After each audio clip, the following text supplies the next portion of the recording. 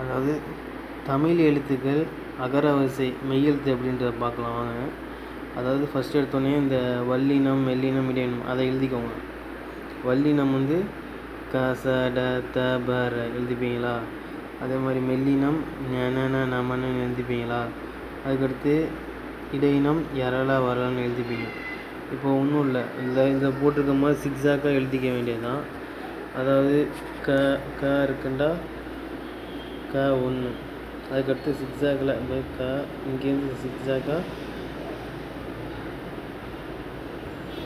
அப்படியே பா வரையும் க சட த பர ப மா வரையும் ஒரு சிக்ஸாக் கொண்டு வந்துருக்கேன். கொண்டு வந்து நான் எழுதிக்கிற மாதிரி 1 2 3 4 5ன்னு க ச த பன்னு நீங்கள் ப மா வரையும் கொண்டு வந்துருங்க 10. அப்புறமேல இடையினம் பார்த்தீங்கன்னா 10 இது வரையும் கொண்டு வந்துட்டீங்களா? அதுக்கடுத்து இடையினம் இது வந்து ஒரு 11 12 13 14 15 அப்படின்னு எழுதிக்கோங்க. அதோட இது வந்து ல வரையும் வந்துடணும் 16.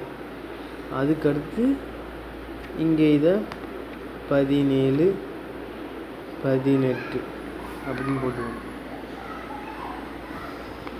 இங்கே 17 18ன்னு போட்டுக்கணும்.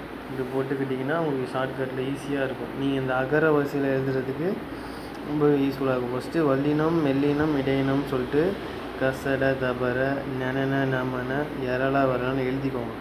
எழுதிக்கிட்டு அதுக்கப்புறமேலு ஃபஸ்ட்டு காக்கு 1 ஞாக்கு 2 ஜிக்ஸாக்காக போகணும். ஜிக்ஸாக்காக 1 2 3 4 5 6 7 8 9 10 போட்டிங்களா?